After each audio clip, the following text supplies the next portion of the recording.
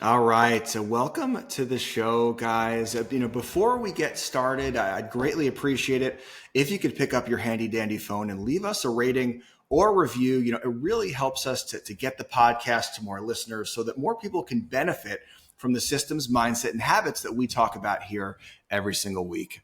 So today I'm pumped because we have a really cool guest on the show.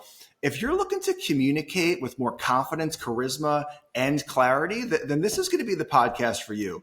He is the author of the best-selling book, Elite Communication Skills for Young Professionals. He is the elite communication coach himself. Ty Hoesgen, thank you, man, for being on the show today. Thanks, Brett. Pleasure to be here.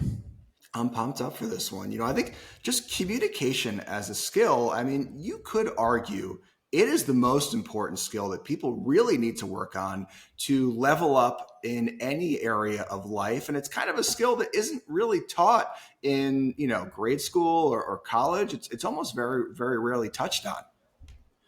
You're preaching to the absolute choir here, Brett. I could not agree more. I say this all the time. It is one of the most important skills. I always like to talk about there's actually a stat by Harvard and Stanford and the Carnegie Foundation, all this research that says 85% of your financial success for the average person is based on your communication skills. And we are not taught this stuff in school. It's such a powerful skill for personal life and professional life. It's completely transformed my own life in so many ways. I've seen it transform hundreds of other people's lives in so many ways. And so the more that I can do just to share some of this knowledge and help educate, because we're not generally taught this in any capacity, it's a really beautiful thing. It is 100%. And like you said, it really doesn't get talked about enough. Even the great Warren Buffett, right? The most successful investor of all time, I think has a quote where he's like, if you're not learning how to communicate, how to write, then you're kind of giving up your potential. It goes something like that. And it's something you wouldn't expect to hear from Warren Buffett, but almost every successful, ultra successful person out there is an above average communicator. Like that is just the truth of the matter. So, I kind of want to dive into your story a little bit, Ty, like how and when did you become a communication coach? It's a great question. So oftentimes now when I speak, people will think, oh, looks like he was naturally gifted. He was probably born with these skills. It was actually quite the opposite. And it was my lack of skills that really brought me into this world.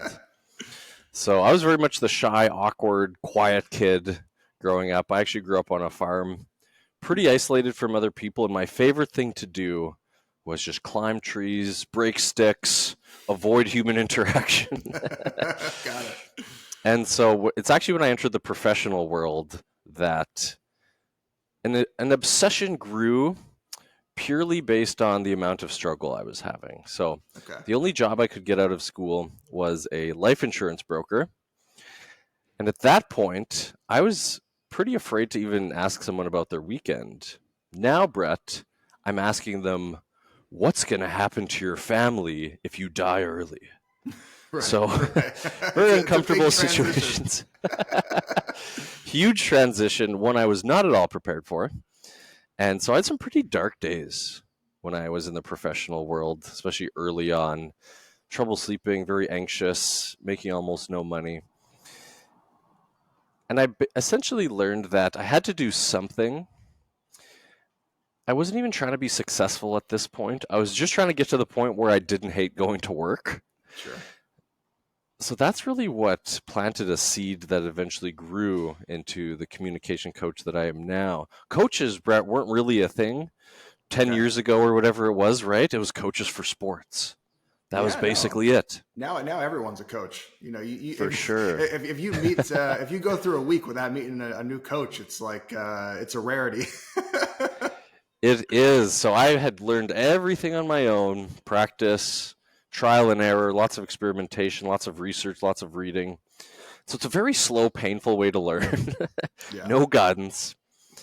So one of the reasons I actually became a coach was so that professionals, and typically I don't work with people who are struggling as much as I did. Typically the people I work with now, they've had some success in their career, but I found these skills, I'm able to benefit people the most when they're trying to get to that next level, when they feel kind of stuck.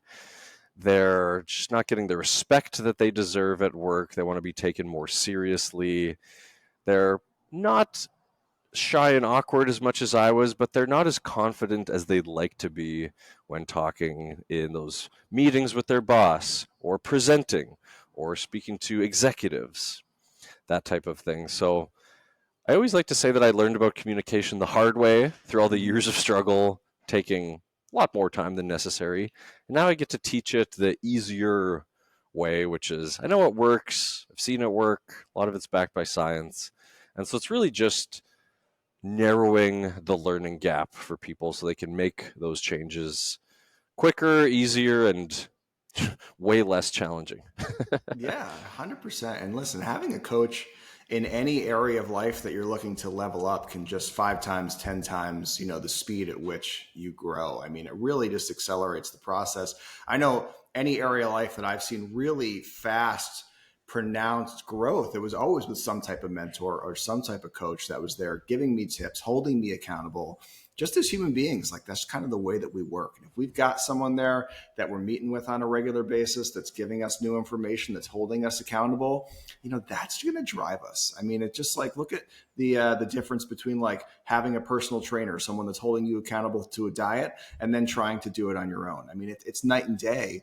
And I think it's just so interesting that people, have not necessarily prioritized the art of communication nearly as much as they have. I mean, most people have never even read a book on communication skills, nonetheless thought about having like a full-time coach, when it really is just the single most important skill there is to hitting that next level of success. So, on the back of that, you work with a lot of, very powerful, high ranking executives that are looking to take their game to the next level.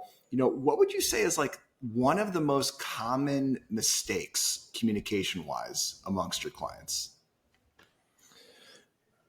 I'm going to give you two. Give me two. Give me three if you want. One but is one whatever is you for when feel. they're speaking, and then the other one will be for when they're on video calls, because those are two Perfect. key ones that I see all the time. So the first, when they're speaking, a lot of times, to put it simply, people are just saying too many words. They're talking for too long at once. They don't know what their point is that they're trying to make. It's not clear to everyone. It's not as concise as it should be. So that's probably the biggest mistake I see, especially when people are in those higher pressure situations. They kind of start going on and they're rambling a little bit. And in their minds, it makes sense. They know exactly what they're saying.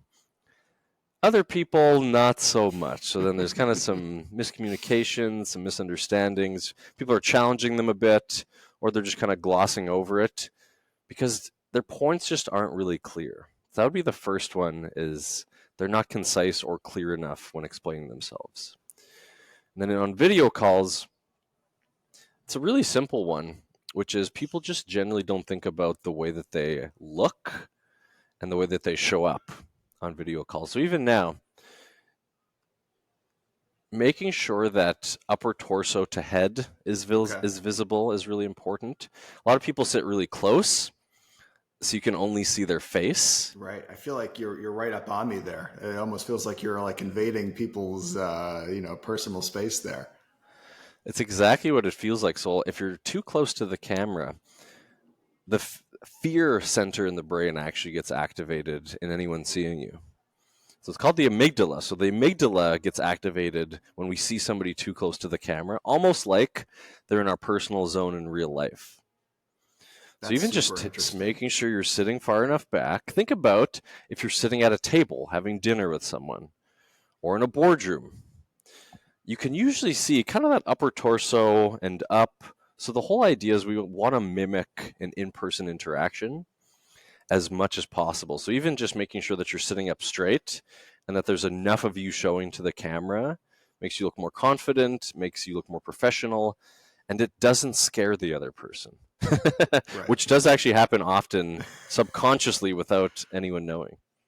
That's pretty interesting. I love those two tips. So just to kind of rewind, work on making your statements and your presentations and your explanations a bit more concise, a little less wordy. Sometimes less is more when you're explaining yourself.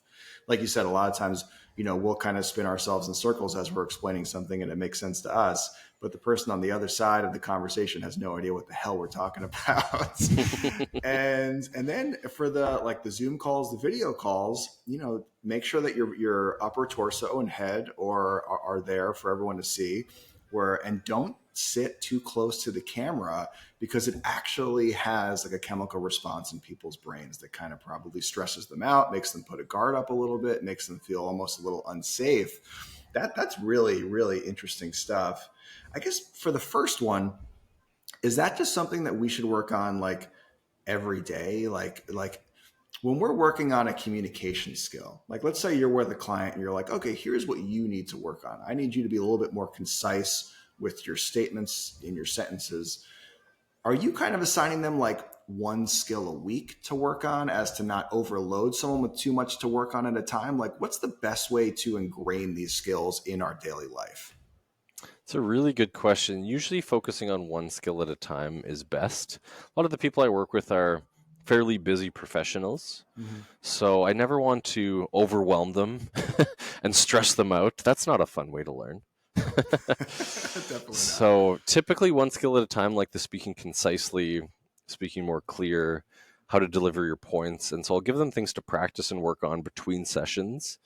That being said, there are other clients that are very ambitious and they're like, give me more. And I'm happy to give them more. So it really is actually dependent on the person and just how much time that they're willing to spend. Mm-hmm. The cool thing about communication is that it's not like you mentioned going to the gym, personal trainer, right, or learning an instrument, right, where you actually have to have that instrument in front of you, or you have to go to the gym, or even working out at home. You have to be in a specific spot.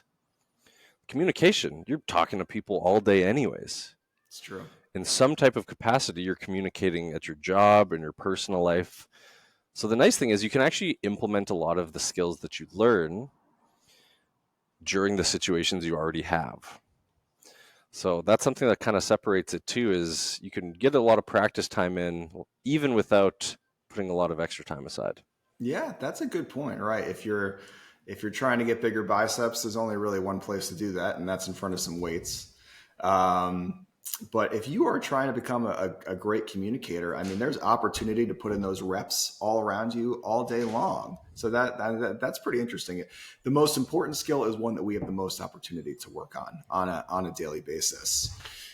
I think a lot of people in their communication, they want to convey more power. They want to receive more respect, right? They want to really, for people to look at them, in a position of power. So if you were to just meet someone on the street and you were to just kind of give them one easily installable hack to convey more power in their communication, what would that be?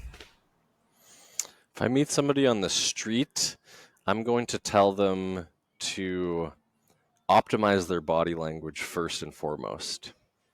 And it's actually really simple. So if they're on the street, let's say they're standing, mm-hmm. I would tell them to make sure that their shoulders are down and back, that their head is up, their hands are at their sides, not in their pockets, not crossed, visible hands just at the sides, and the feet are a little bit wider than shoulder width apart.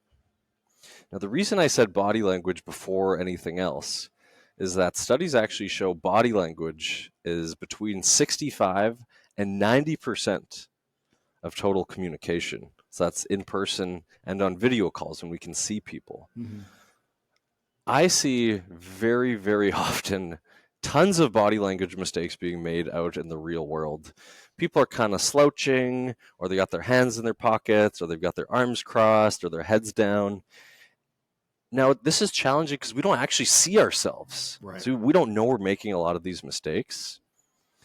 But even just making sure that you're upright, you have good posture, your hands are at your sides, simple stuff. If you look at somebody in that position, you're going to respect them immediately much more than somebody who's a little bit slouched, heads down. That makes a tremendous difference. That's pretty interesting. Now, is that so like feet a little wider than shoulder length, shoulders back and down, chin up, almost like you're holding a crown on your head? I've heard that one before as like a visual aid. Is that usually one of the first things you touch on with clients? Like, hey, listen, monitor your body language all week this week and just, pay attention to how that makes you feel more confident, and it'll also allow you to speak more confidently. Is that usually the first thing that you touch on with clients? Great question. It is usually one of the first things because it is so important and because it's scientifically proven to have the greatest impact. Another reason is that the first impression that you make of someone is largely based on all of these nonverbal cues, right? We make an impression of someone before we even start talking to them most of the time. It happens really quickly. Sure. Less than a second is what a lot of the research says. So Pretty. that's usually one of the first things. It doesn't matter if you're an exceptional speaker. If your first impression is kind of awkward and insecure, very, very tough to change somebody's perception once they already view you that way. Sure, right. It's tough to come back from that one. I remember, when I was single all those years, ago, right? You go up and talk to a girl. If you fumble those first two words, it's over. Good luck. See you later. Hope you have better posture on the next one. But and while we're on the topic of body language, because I just think it's such a fascinating topic, is there anything to like the importance of like working a smile into the early part of a conversation, or showing some teeth while you talk, like just the importance of smiling? Is that something that you touch on with your curriculum? Yeah, smiling is a nice gesture for sure. It's not necessarily a make or break. The main thing is that you don't look incredibly stern. Okay, right. Or too happy go lucky. So it's just kind of finding that little middle ground. A lot of people have some version of resting bitch face if you're a woman, Sure. resting whatever the male equivalent is Sure, yeah. I think of that. I think I've seen males with the RBF as well, for sure. I have a couple Yeah, for sure. buddies. I'm sure I could probably use that term for both. I think so. For both. For Yeah, me, yeah. I I'm going to think use that term goes for both. definitely. So what's most important with that is I usually just try to keep a slight smirk. Sure. Now, the reason is I'm actually one of these people who look very serious and way too stern, generally speaking. If I'm just going about my day, if I'm working on my computer, I actually look pretty angry, is what I've been told. So I consciously now just try to keep a slight smirk at all times when I'm meeting somebody new, just to make sure that I'm not frowning and looking angry. Sure. The smiles are always nice. It's a fine line. You don't want to be too smiley constantly throughout a conversation because you then come across not as assertive or maybe not as serious. So Right. just a little bit of a smirk, smile every so often. That's usually a nice healthy balance. I like that a lot. Just kind of, make a note that like the corners of your mouth are maybe pointed slightly upward as opposed to slightly downward. And that can kind of totally change the people, the perception that people have of you. But it's not too smiley. People don't look at you like a clown, like a snake oil salesman who's, just trying to run them up the river. But just a slight smirk shows people that you've got a positive mindset, but it doesn't overcook it. I like that a lot. I think that's a really good tip. I just think there's so much to talk about on the body language front, and just things that I really want to pick your brain about. Is there like a strategy or a tactic as far as eye contact that you teach? Like, what's the best way to use eye contact? Do we just keep eye contact the whole time? Do we try and look away every 20 seconds? Like, is there a formula for powerful eye contact? There actually is. So I'll give you what experts recommend based on all the science and that type of thing. And then I can give sort of what I tell people as an easy way to implement it in their daily life. So technically, based on all the research and the scientific studies, you're supposed to make it between 60 to 70% of the time in a conversation. And the optimal length is 4 to 5 seconds of eye contact at a time. Then you look away for a couple seconds. Then you reconnect with the eye contact and kind of repeat that. I like that a lot. 60%, 4 to 5 seconds, look away. So you're not burning a hole through their soul and scaring anybody. That's exactly what it is. Yeah, we don't want to start a staring contest or, we look at someone for too long and we stop blinking. Our eyes get wide. Right. My contact lens falls out and rolls down my cheek. Like, that's not what we're looking for. 100%. So sometimes people say, well, do you expect me to measure my eye contact? I'm already focusing on these other things in the conversation. I totally understand that we're probably not going to be able to track 60 to 70% of the time when we're already worrying about listening to the other person, engaging with them, doing everything else right. So I always just say, try to make eye contact more than not. Yeah. Right. So make eye contact for, as long as it feels comfortable, which for most people is somewhere in that 5, even up to 10 seconds, usually no longer than that. Mm-hmm. Make it as long as it feels comfortable. Look away for a couple seconds, reconnect. Something about looking away that's actually really important too. Just look slightly up. It can be anywhere up. Think of like 45 degrees up to kind of 90 degrees. If we look down, it actually makes us look kind of submissive, kind of timid, even anxious sometimes. Mm-hmm. So if you're breaking it for those couple seconds, just look a little bit up. Anywhere in the up range is fine. Don't worry about being too precise. That's an important one because the whole idea is eye contact increases the connection, makes us look more confident, develops more of a rapport, builds more trust. But a lot of that kind of goes out the window if we're looking down at our feet. Sure. In between. That's really interesting. And it's so funny how those, like, these just little tweaks that we can make to our communication skills that'll make all the difference. And I would assume most people, when they're listening to someone or communicating and they look away, I think most people look down. I think just kind of like as a habit, I think I see that more than the slight look up. But I do think that I get a better feeling about people when they look up a little bit towards the sky as opposed to down towards the floor, when they break eye contact with me. There's certainly something to that. There's like something energetically almost that you can feel versus if somebody looks up, it's like, okay, they're thinking, then they come back.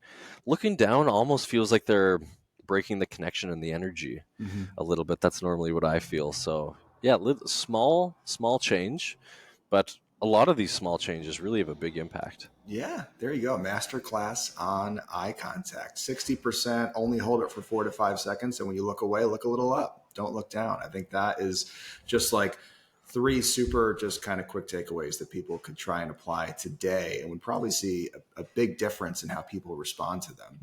Definitely. Could I add actually one more tip on Please, eye contact add for all people? the tips. We're here for the tips. Got tips for days, Brett. Let's tips go. for days. Tip it up. Let's go.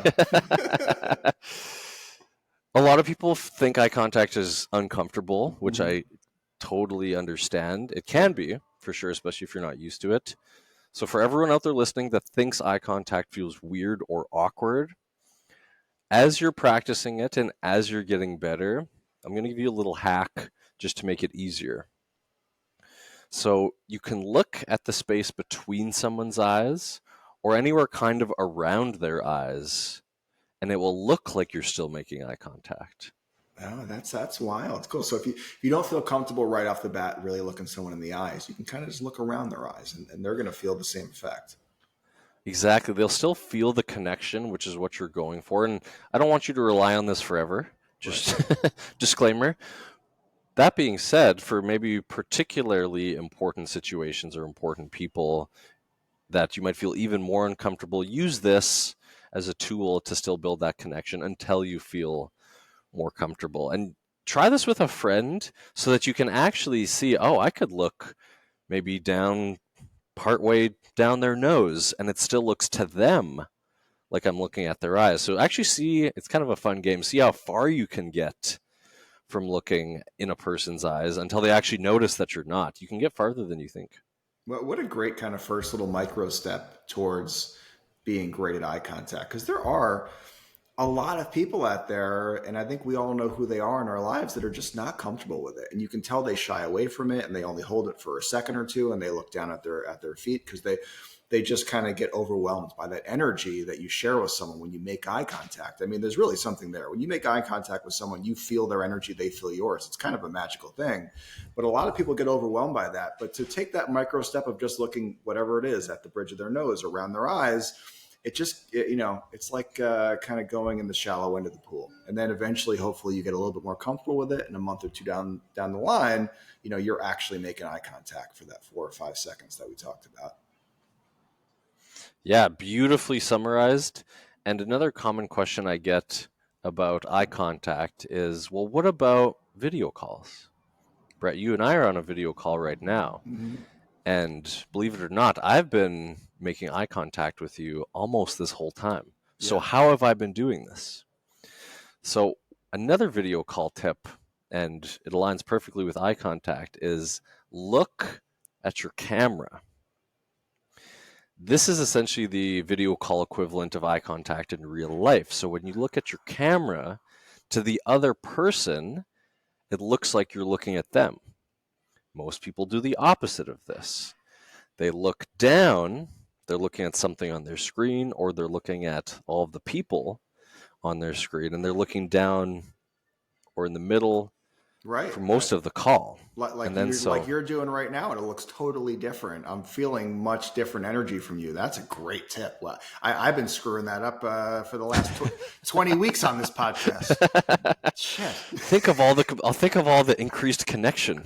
I know. I'm blowing it here. Wow, look at the camera. That is really, really powerful stuff, and it's true. It feels like you're looking me right in the eyes, and you're actually looking at the camera. That's awesome. This is one of my favorites because if you're one of those people that feels awkward, it doesn't feel awkward just looking at a dot on your screen or a webcam. You actually can't even see anyone. You don't need to even see anyone. You can minimize everyone if you'd like and just look at the camera. And that actually does a lot more for your connection and engagement throughout the call versus looking at the people. So this is a great tip for anyone that does Zoom calls, video calls on a regular basis. If there's 12 people on a call, you can just look in this one spot at your camera and all 12 will feel like you're looking at them. So this is pretty cool. That's going to be, great news for all the introverts listening, right? They're going to be like, that one I can take and use today. Like I'd much rather look at the dot than look at everyone on my screen. That is really, really cool stuff. How about presentations, live presentations? Do you put an emphasis on making eye contact with your audience during the presentation? That's a really good question. So that's sometimes a question I get asked too is, okay, I want to look at the camera, but sometimes if I'm sharing a screen and I've got things to present, I need to look at some of the slides or whatever it might be. So Sure. What I usually recommend is just do your best to look up at the camera when you're speaking every so often, as much as you can. Yeah. Basically. So especially most presentations that we do now are likely virtual. Yeah. So look at the screen, look at your slides as needed, but always then take a moment to look up as you're speaking. You can return to your slides, but the more that you look at the camera as much as possible, definitely people are just going to be more engaged. They're going to feel more connected, and they'll listen to you more if it seems like you're looking at them. Sure, 100%. And, kind of like switching gears a little bit, but still in the body language quadrant, do you have your clients kind of put an emphasis on the way they walk? Like, is it important to kind of walk with a little bit of energy in your stride? Like, does that affect the way we communicate with the world, or does that not really make a huge difference? It definitely plays a role. It's not something we spend generally a ton of time on because most people I work with are in the professional world, and it's a lot of focus on video calls, how they speak, presenting, writing emails. And so in terms of the walking, it's really all the same sort of tips that we talked about when standing, right? So shoulders down and back, head up, arms at sides. And you really just want to keep that position when walking. Your posture is the most important part of this.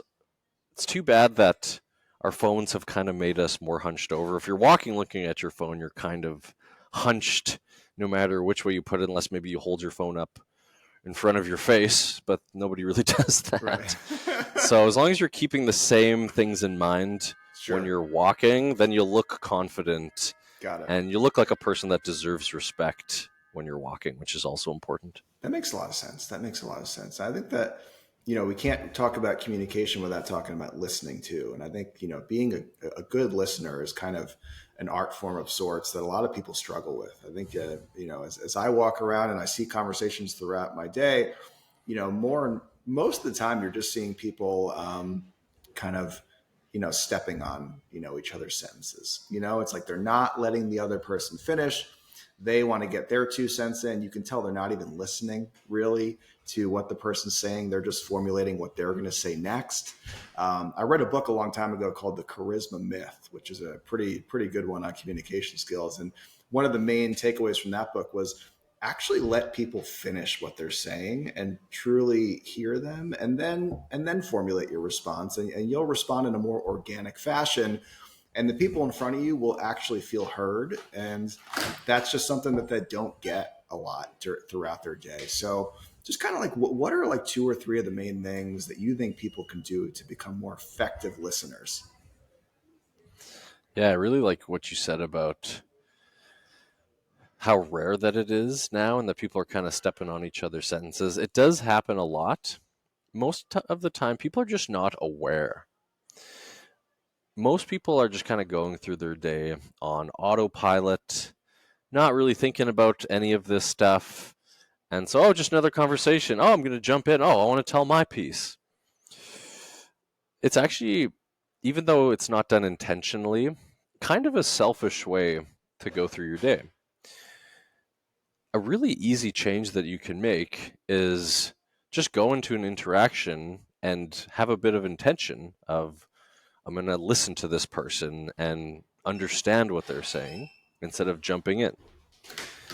So intention is important because if I told you, Brett, that at the end of this conversation, there would be a quiz on what we talked about, and if you scored above 70%, I would give you $10 million. I'd probably be a pretty good listener. I can already tell you're a great listener. You've been very engaged throughout this, and I appreciate you for that. But imagine how much more you would be focusing if $10 million was on the line. Now, your listening skills are the same. You have the same brain. Everything is equal. But you would just have a stronger intention. Now, you don't have to have a $10 million intention every conversation. Right. But even just having some sort of intention and awareness actually makes a huge difference. It's a really tremendous gift that you can give to someone, which is just listening to them, giving them your attention, focusing on them, asking a couple questions depending on what they said instead of jumping in with your own opinion. A lot of it isn't really complicated. It's just that we don't do it and we're not thinking about it. Right. So if you want to give a gift to people throughout your day, pay attention, ask questions, have a bit of intention, maybe even set a reminder on your phone to go off 3 or 4 times today that says intentional listening or listen, exclamation point. Maybe it's an ear emoji, whatever it is, maybe just to keep it fresh in your brain so that you actually approach interactions this way. And people will be shocked at how well others respond to them. I frequently hear that I'm a pretty likable guy, and I'm not naturally this way. I'd say you're a very likable guy, Ty. I'm definitely. It's all strategic. It's all by design now. That's true. I am a communication cyborg. I've learned how to be likable over time. But one of the big things that I do is when I meet somebody, I'm generally just interested in them. I ask them questions. I try not to talk about myself as much. This is an exception because I'm a guest on your show, so I'm talking about myself a lot. It's kind of your role here is to talk about yourself. So just playing my role. In general, though, don't worry, you're doing great. Perfect. So in general, I actually just try to say less, be interested, and I'll genuinely say, oh, that's really interesting, or that was an interesting conversation, almost validate them a little bit. Because people like to feel that they're interesting. They like to hear these things, right? I really enjoyed speaking with you or meeting with you. People hear that, it makes them feel good. So just easy little things. And now it's kind of a theme. People meet me and then I'll hear, oh, they really liked you. They had such a good conversation. I'm not really doing very much. I'm just giving them these little micro gifts of attention and validation. And people respond really well to that. Yeah, and it's all genuine, right? Like when Right. It you're is. like you're genuinely interested in them, and when you give them a compliment, like it's a genuine compliment. And people can really feel that. Of course, that's a tip I think I first heard in How to Win Friends and Influence People, which to me is still the greatest personal development book of all time. I mean, I think if anyone hasn't read that one, they should read it twice. I mean, it is. There are just so many fundamental, accessible tips in there that can just up your game in every category. And yeah, what they do, they talk about just like people like to talk about themselves. Like it's just kind of like part of our nature. And if you're the guy that meets someone and puts the spotlight on them and is interested in them, in their life, in their goals, in their interests, it's going to set you apart from the pack because most people are not interested in them. They're interested in themselves. So yeah, I think like I love that just having the intention of being a good listener is something that we need to remind ourselves of, whether, like you said, it's a recurring notification or maybe it's like a recurring thing on your calendar at the top. Like, intentionally listen to people today. It is such a powerful tool, and it's a tool that most people don't have in their toolbox. So it really can set you apart from the pack. It really can. And this is the first time I've ever had this thought, but a lot Ooh, of brand new your thoughts. Let's brand new go. thought, a lot of your listeners, the two of us included, we love podcasts. We love podcasts. We listen to them. We have our favorite hosts. Think of yourself like a podcast host in a conversation. Brett, the way that you've done such a beautiful job here, listening to me, asking me questions, you're giving me great focus, great attention, great engagement. What if we approach conversations as a podcast host and the other person's our guest? By nature, a podcast host allows the guest to speak a lot more. It's all about the guest. The focus is on the guest. So if we love podcasts, maybe we are now the podcast host going throughout our day. I like that a lot. That's a great mindset to approach your day with. And, similar to the way you'd host a podcast, you'd, of course, interject your own points here and there. Of course, you still want to add your own value, but for the most part, you're putting the spotlight on the guest. And I think that is just a really cool mindset to go throughout your day. And honestly, it's kind of part of the reason I started a podcast is because I kind of feel like just my communication style is I love to ask questions. And I'm like, I kind of interview people all day long anyway. I might as well make a show out of this. so that's, Yeah. so that's pretty interesting that you said that. Another analogy that I heard along the way, which I kind of liked was, if you're in a group setting, don't think of yourself as like the power forward that has to score 40 points. Think of yourself as the point guard, the distributor. You're asking this person a question, you're giving them the spotlight, and sure, then they'll toss you back the ball, score a couple points, tell a story or two, distribute to somebody else, put the spotlight on someone else. And, just ask good questions to everyone in the group. Make sure everyone gets a little bit of spotlight. Be the John Stockton, the Magic Johnson of the group. You don't got to be LeBron James just hammering home stories all day long. But and you mentioned a little bit about likability before, and how you've kind of developed into a likable personality, which I totally agree. Even just watching your content on Instagram, I like you. I'm like, I like this guy. It's kind of part of the reason I reached out to you to be a guest. I'm like, this guy just seems cool. He just seems like a nice guy that has a lot of value to offer. We talked about how you can convey power, but like, what's one or two things that people can do just to be more likable? Yeah, it's a good question. So we highlighted two very powerful ones at the beginning, which was listening closely, giving people our attention. Mm-hmm. We talked about validating them in some type of way. So I really enjoyed this conversation. That was really interesting. People love to hear those things. Those are very likable things.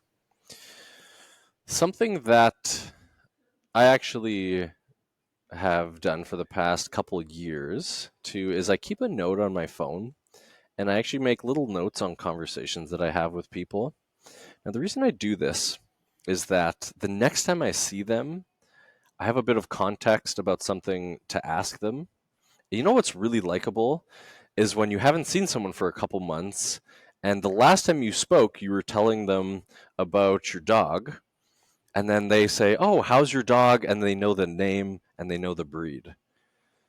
You look like a superhero with a great memory, but also to them, it just shows that you really care and you were Yes. listening and you value them. So I keep a little note on my phone. So if I meet somebody or if I am at an event or wherever I am and have a quick little conversation, I actually just take my phone out right after, make a couple notes. And people are so surprised, pleasantly surprised the next time I see them when I ask them about their bathroom renovations or that they tried broccolini for the first time. And they're just like, I love it. wow, that's so nice that you remembered. And they're just almost not to the point of being blown away, but very, very surprised that I would care enough to remember. That's really Now, powerful sure, stuff. I I didn't I technically love that remember. I tip. wrote it down, but still, the effort is there, The effort's there. That's and what and matters. that's yeah. So And that is an easy thing. Just quick note on your phone, 2 seconds, couple notes. That's I think actually it, something that yeah. everyone should be doing. 100%, and it's something that I certainly have done in the past. And if you don't see someone for a month or two or three, and yeah, you remember that their kid Johnny is playing summer league baseball, and you ask how the season went, like that's the sort of thing that people really appreciate. Gives us the warm and fuzzies in our belly, right, and just makes us really like someone genuinely more than we did, before they remembered something like that. That is a really powerful little tip, and it's pretty easy to do, right? You have a conversation, you take out your note, you write a couple things you learned about that person. If you're going to a party and you're going to see them a couple months down the line, take out your note, review your notes, so you've got an instant conversation starter, something that's going to make them like you and appreciate you more, and just kind of grease the wheels a little bit on the relationship. That's really just a powerful little tip. I like that one a lot. Yeah, it really is. And from a business standpoint, too, you now have these little notes, and maybe you connect with them on LinkedIn or you connect with them on Instagram or you send them an email or whatever it might be. You now have a way of following up with them or checking in with them without just being like, hey, how are you? How was your weekend? Now you can say, hey, I really enjoyed speaking with you about your son Johnny's baseball league. I remember the playoffs were last weekend. How did he do? That's huge. That's a Just little things huge, like that. yeah. Ooh, Oh, they're huge. They really are. I know. If someone remembers something about me and I haven't seen him in months, I'm like, wow. I'm like, this guy actually cares about me. Like, this guy is a good guy. I like him a little bit more right now. And while we're on, kind of like communication, of course, we got to talk a little bit about the written word, right? Because it's not all about what you say and what you listen. Sometimes it's about how you write. Are there any like just big mistakes that you see commonly that people are making in their emails these days? yeah, very glad you brought this up. We send so many emails, Tons. especially if you're in the professional world, the business world. There's always emails that you got to send, respond to.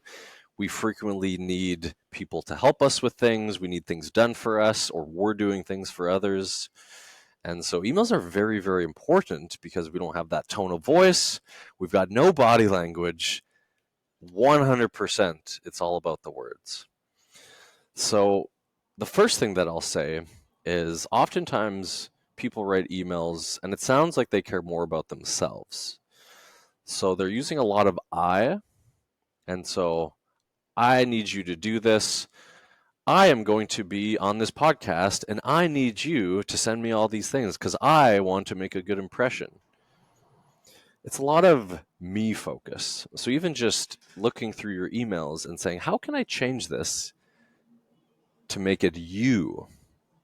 So instead of like, I need this, we could ask a question and maybe say, would you please do this? How can we make those I sentences you sentences? Oh, I like that. That's powerful. That really is. It's not about me. It's about you. I'm here for you. Because we're all thinking in some shape or form. We're all thinking, okay, what is what is really in it for me? What does this have to do with me? Of If it's course. an email all about the other person, we're kind of like, so what? Deep Yeah. down, we're like, I have my own things to do. Right.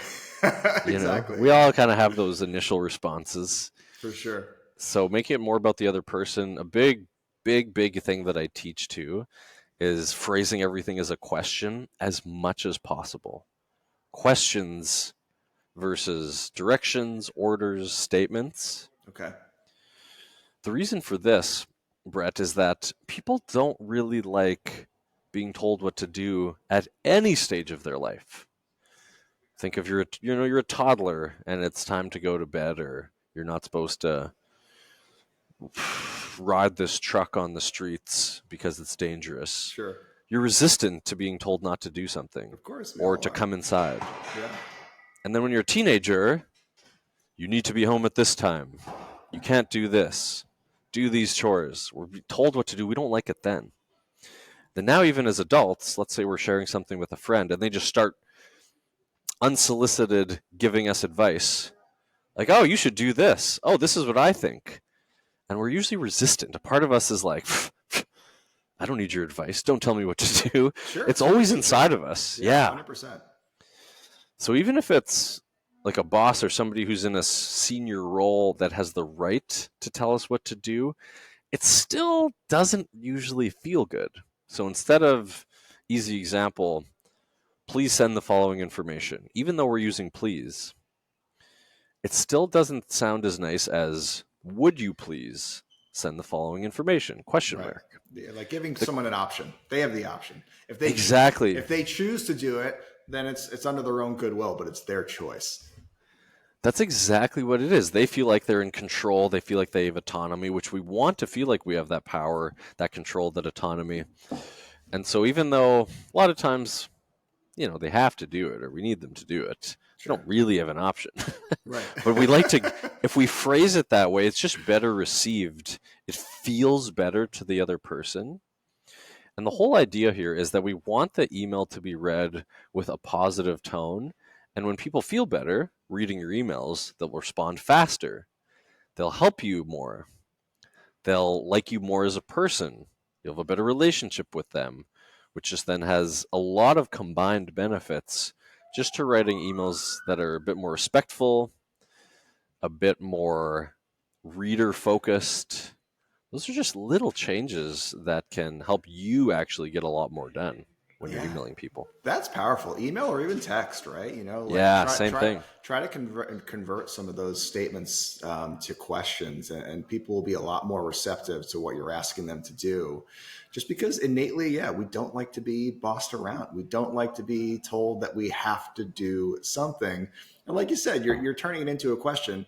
And at the end of the day, they still do kind of have to do it, or you're going to find someone else to do it.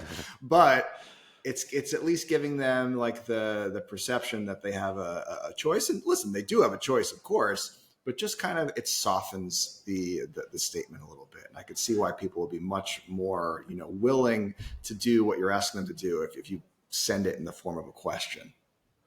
It's really true. And even I'm so hyper aware of these things, but I still notice myself having the same responses. So I had a video editor that he would send me videos. I'd send him the raw clips. He'd send me the completed ones back. And he would say, check this video. And I could feel it like irritated me. I'd be like, check this video. Right. I'm the one paying you. What are you doing telling me what to do? Right. How dare you? Even though I'm so aware, I know like he doesn't know. He doesn't mean it in that way. But I still even notice myself having those like initial emotional reactions. Sure. Check this. Check, like, how dare you? Check and so this. Check this, pal. Yeah, exactly. So I had to basically explain this and like, can you please just send, would you check this, or would you please check this to me? Can you just ask me? Because I'm just going to feel better about reading your messages. And then now I see a message, would you please check this? I'm like, oh, yeah, sure, I'll check this. Yeah, let's do it. Yeah. Man, what a powerful little tweak that you can really implement right away, and will just have people so much more responsive to what you're looking to get done. And that is really, really good stuff. And I noticed, during, that segment and even earlier on that you did use my name. You threw Brett in there, and I'm just curious, like, is that something intentional that you try and use someone's name a couple times during a dialogue? I do try to mix it in. I'm going to use your reference, Brett, of How to Win Friends and Influence People, the classic, the OG communication book. I believe there's a quote in that book that says, "A person's name is to them the sweetest sound in the English language." It's something like that. Yeah. And so I'm not sure if it's the sweetest sound, but it's definitely a sweet sound. Yeah. So I do try to intentionally use it. Just makes it more personal too. And because going back to the awareness that I have just being in this space, when somebody says, "Okay, and for you, Ty, here's what you're going to want to do," I feel that. And then I notice myself feeling it. Like, oh yeah, this is for me. Yeah. Right. And then that like reinforces that I need to continue using others' names, because it definitely helps just with that connection. 100%. Yeah, it really does. And I think a lot of people don't use the other person's name regularly. It's not something that we kind of naturally do. So I think it is just another little reminder that we can give ourselves on a daily or a weekly basis. Like, use people's names once in a while you're talking to them. Because when you hear your own name, you really do enjoy it. There's an emotion that kind of flows through your body when someone actually says your name towards you. There's a little bit of magic there. I love that. That is really good stuff. And just kind of one more topic I want to touch on, before we wrap things up is, just like storytelling and the art of storytelling. And I think it's such a powerful communication skill, not necessarily one that comes naturally to everyone. I think some people are tremendous storytellers naturally right out of the womb, but a lot of us aren't. It's not a skill that we're necessarily comfortable with, whether it's telling a story at a presentation or even just telling a story at a dinner table. I think it's an important skill that a lot of people should probably be working on. Is there anything that you give your clients on the topic of storytelling to just kind of allow them to be a little bit more effective in that area? The number one thing I would recommend with storytelling is to know your audience. A lot of times, the story that you might tell, maybe it is funny, maybe it is entertaining, but you're just not telling it to the right people. Right. So think about, let's say I had no interest in soccer, and then you and I were having a conversation, and you just started telling this long story about the soccer game that you went to and all the teams and the players. And I'd just kind of be sitting there, nodding along, trying to be polite, but in my head I'm thinking, I care zero about this. I am not enjoying this. I have no interest in this. Right. Now, me, I might obviously show interest just given who I am, because I'd be wanting to engage with you and connect with you. Right. Generally speaking, though. Right. If there's a guy to tell a bad story to, it's you. Like, you're the guy. Yeah. For anyone listening, that's not a that's not a free for all to just message me and tell me all of your stories. But I'll do my best. But know your audience. Right. I love it. So that's probably the first thing, because a lot of times we just, I have this good story about what happened here. I have this story about something that happened in my business. Mm-hmm.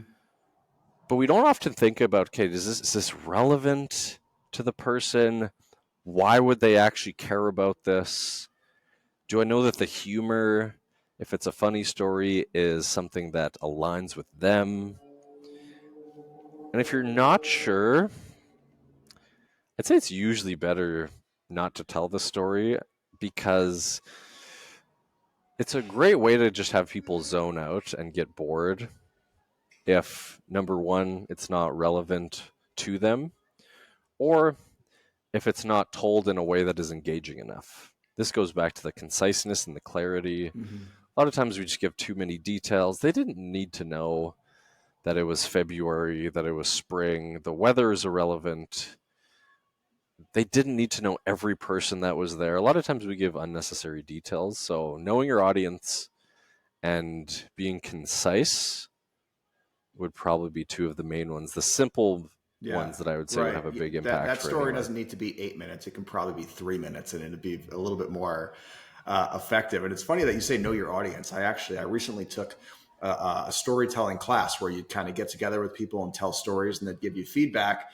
And I was telling a story about like a college road trip with me and my buddy. And I mentioned that like before the road trip, we both took like 10 milligrams of Adderall. And I thought it was hilarious. It was like, oh yeah, me and my buddy took Adderall. We're in college. It's funny.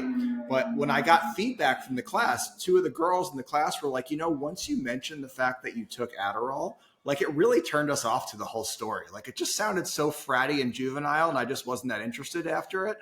And I think that's to your point. Know your audience. And if the story doesn't apply to them, maybe don't tell it, or at least mold the story a little bit kind of towards them and something that they would appreciate a little bit more. I think that's a really, really good tip is, keep it concise and know who you're telling your story to. Yeah, you gave a perfect example there. I think we probably all have had a friend at some point where they just start talking about these ridiculous party stories. And it's like, oh, actually, I have like a pretty wholesome girl here that I was trying to impress who like isn't really about that life. Right. Or it's like my sister's here or something like that. But I think we can all relate to the friend with just no filter. None. Who just blasts out those stories. So take that as a good cue of what not to do. Right. We've all got our fratty bro stories that are probably better, they're better kept for the bro nights. You don't have to be, you don't have to be telling those at like the sophisticated brunches where everyone's got their wife there. Ty, this was awesome, man. I mean, you just brought so much value to the audience. I learned a ton about how to communicate effectively. I really appreciate being on the show.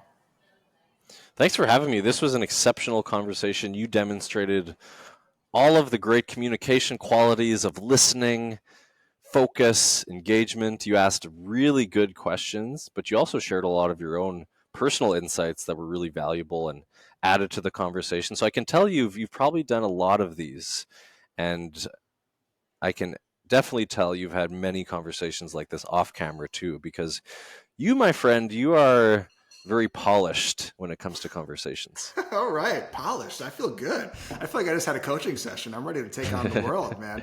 Ty, like where can people follow you? And I will encourage everyone to follow Ty. His Instagram is awesome. I mean, he puts out videos every single day and every single one has like a tip that you can take action on immediately. But, where can people follow you? What are you working on right now? How can people keep up with your adventure? Yeah, thanks for asking. So Ty Hoesgen on all platforms, which is TyHoesgen. That's the same on Instagram, TikTok, LinkedIn. Those are the three big ones that I post on. Every day I do put out a video too, so it's a great way to pick up more bite-sized tips, just like the ones we shared today. And I do have a free video training I'm going to give to all of your listeners as well, Brett. So it's called 5 Science-Backed Video Call Secrets every professional needs to know. So we talked a bit about video calls here today, but if you want to learn more about how to maximize your success on those video calls and actually be able to see visually with your eyes what to do, listening to a podcast about, hey, put your camera like this may not be enough for you. So if you want to take that a step further and really learn how to gain respect on video calls, increase your connection, just build the types of relationships that are going to get you the opportunities, the income, and everything that you deserve. The link for the training is videocallstar.com. So videocallstar.com. Perfect. And we'll put that in the notes of the podcast too. And I really appreciate you giving the listeners a free gift there. I mean, listen, video calls is just like an unbelievably important skill ever since COVID. It's something that everyone needs to kind of level their game up in. Ty Hoesgen, you are the man. I appreciate you being here. This was an awesome episode, guys. And for all the listeners out there, I appreciate you being here with us today. I know you're going to take something out of this conversation and put it into action today. And until next time, guys, get out.